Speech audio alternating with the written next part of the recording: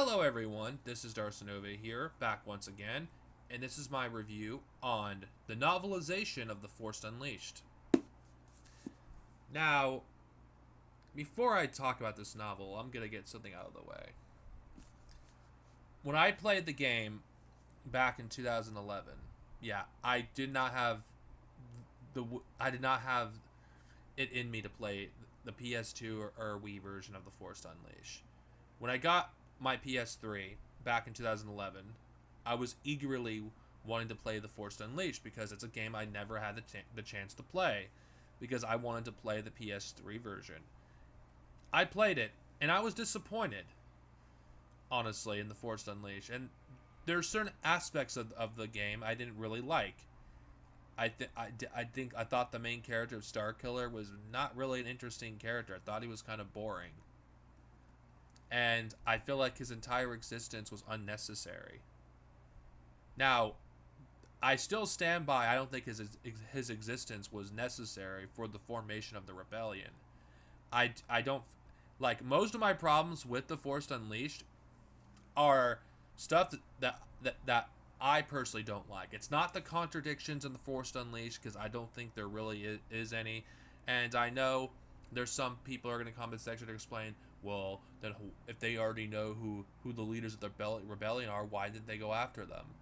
Well, there's if you know Darth Sidious's character, I will get into that later. So, the Force Unleashed game to me, I felt like was overhyped, and it was a the story I felt like was a lot to be desired. I mean, I felt like there could have been more that could have been done with the Force Unleashed, story. I didn't, and I did feel like it was probably one of the most overrated, pieces of Star Wars media. I thought there was other stuff better, like Knights of the Old Republic, in terms of games, and so I didn't really appreciate the Force Unleashed that much. But knowing my series of videos, my goal is to review as many of expanded universe books and comics as possible. And The Force Unleashed, the novelization, has made me respect The Force Unleashed more, at least the story. Because the novelization of The Force Unleashed does give you further insight on, the characters in this, in the game, like Juno and Galen Merrick. And I actually feels like the novel adds depth to these characters, something that they lacked if you only played the video game. We get to read what's going on in Starkiller's head at critical moments. We learn more about Juno's backstory on why she is who she is. And honestly, the Force Unleashed novelization, it's not a necessity to understand the story of the game. I feel like it's a great companion piece, especially if you're a Force Unleashed fan and you there's more to the story that isn't revealed in the game itself. And there's details in the novel that aren't in the game.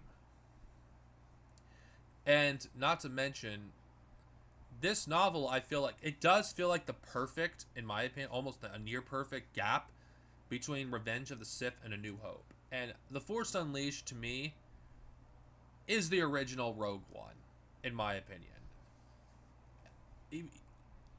Rogue One was explain how the Death Star plans were stolen, but I'm talking about in terms of importance.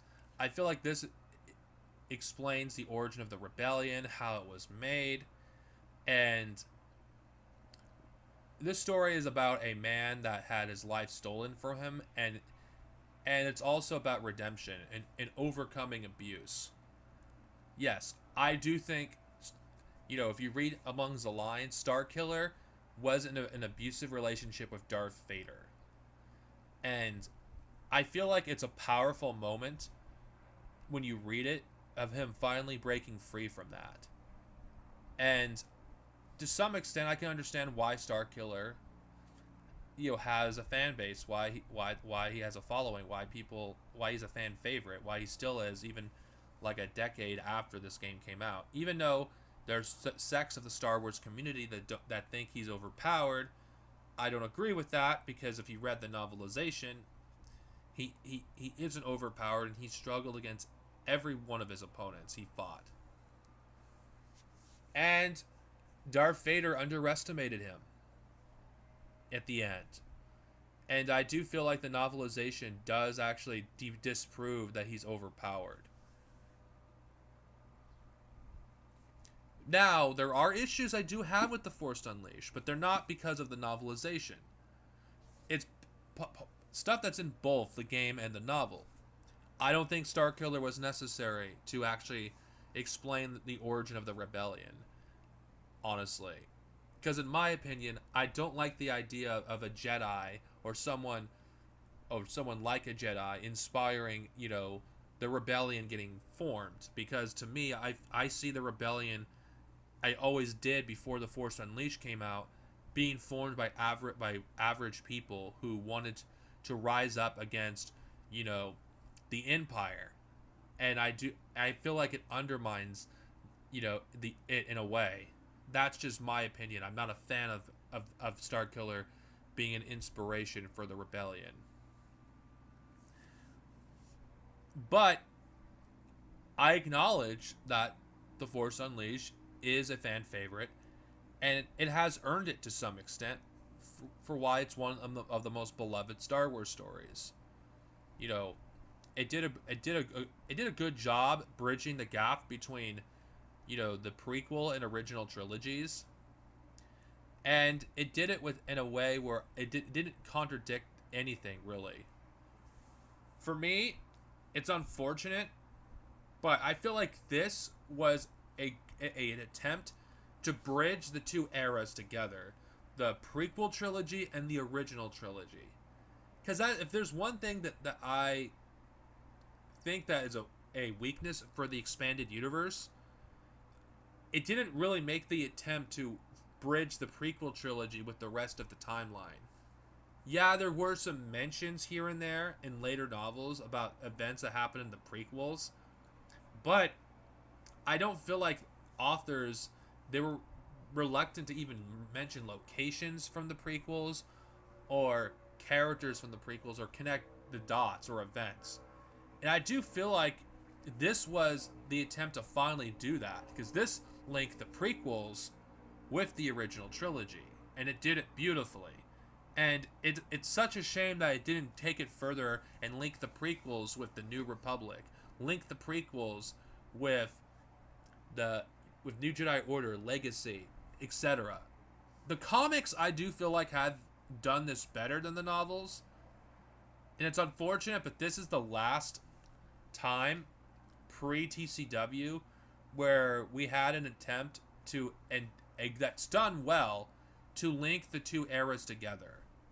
And I give this book, it's a classic rating in my opinion, purely because I think that the author did a great job providing an alternative for those who aren't fans of video games and don't really want to play games, but they want to experience the story of The Force Unleashed. This is a good alternative. If you don't want to play the video game and you're not really into games, the novel is definitely a good alternative. All the details from the game is pretty much, revealed in the novel. You don't need to play the game. And of course, I don't think you need to read the novel to understand the story of the game. It's a companion. Like the prequels movies, this enhances the story for The Force Unleashed. It doesn't take anything away. It's not a requirement. And if you are a Force Unleashed fan, pick this up. It's easy to find. You can get it on Kindle. You can get it easily. This is Darcenovia, over and out. See you guys next time with another video, and stay safe. Peace.